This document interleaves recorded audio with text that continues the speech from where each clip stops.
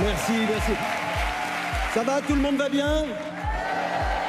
Personne n'a été violé par la police aujourd'hui? Je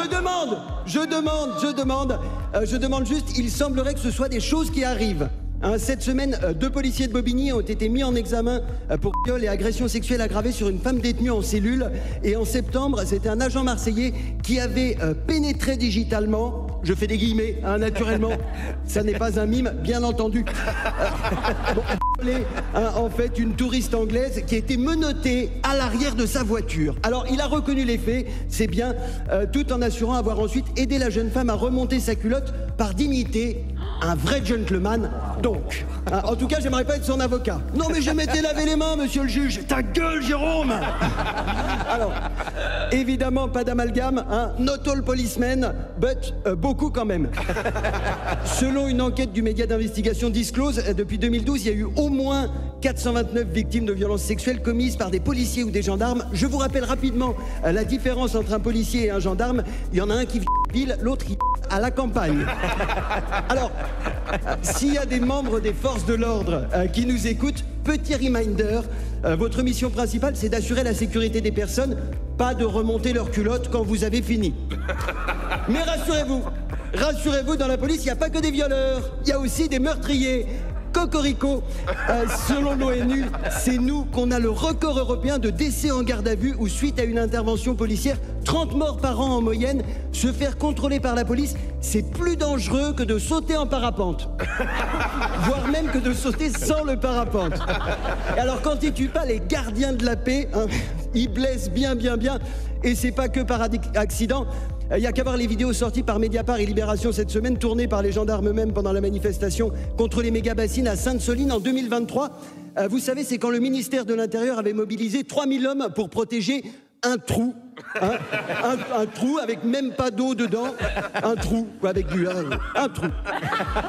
Au final, il y a eu 200 manifestants blessés, dont 40 graves. Et quand on entend ce que disent les gendarmes, les raisons du carnage sont assez limpides.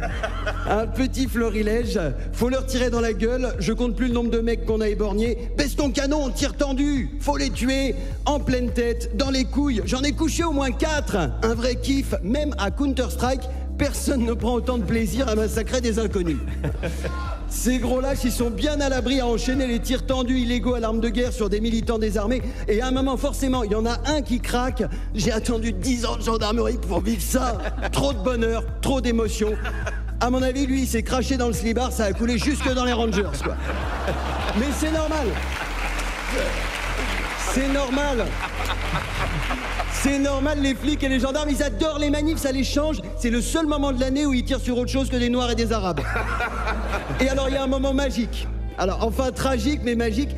Il y a un cortège de manifestants tout mignons qui arrivent avec des familles, des enfants, des babos en sarouel, des couronnes de pâquerettes, ambiance champêtre. On est plus sur le public de Trio que sur du Boko Haram. T'as le chef de section qui voit que le danger est réduit. Il dit « On tire pas, hein !» Et là, t'entends « Et le mec fait « Putain, mais ils tirent, ils sont cons ou quoi ?» Mais oui! Mais oui! Et violent en plus! C'est les 2 critères de base pour devenir flic. Et si en plus tu sais compter et que t'as ta carte ORN, tu passes directement brigadier. Non, j'abuse. Une fois, j'ai rencontré un policier de gauche. Si vous aussi, c'est sans doute le même. Alors, d'où vient ce problème de violence récurrente dans la police et la gendarmerie, des agents de terrain, des préfets, du ministère de l'Intérieur, du président de la République, et bien des 4. Parce que si on y réfléchit bien, il suffit qu'il y en ait un des 4 qui refuse la violence pour qu'il n'y ait pas de violence. Malin. Mais le souci, c'est qu'il n'y a jamais un ministre de l'Intérieur qui a réussi à reconnaître l'existence de violences policières généralisées. Et ça ne va pas s'arranger. Parce que le nouveau ministre Laurent Nunez, à propos du carnage à Sainte-Soline, a parlé d'un petit manquement à la déontologie et de gestes qui pourraient ne pas être proportionnés. Après, on ne s'attendait pas à des miracles. C'est l'ancien préfet de Paris. C'est grâce à lui que les ophtalmos parisiens ont triplé leur chiffre d'affaires pendant les Gilets jaunes. À l'époque, déjà, il parlait de suspicion de violence policière. Et ben, de mon côté, il y a de fortes suspicions que Laurent Nunez soit une grosse cuive à pisse. Mais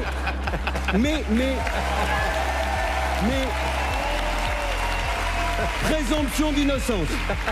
On attend l'enquête de l'IGPN. Suspense. Non, bien sûr.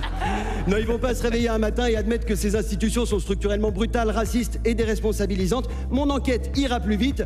Des mutilations, des meurtres et des mecs qui se filment en train de faire tout ça en se marrant. En fait, la police et la gendarmerie, c'est Daesh avec la sécurité de l'emploi. Merci de m'avoir écouté.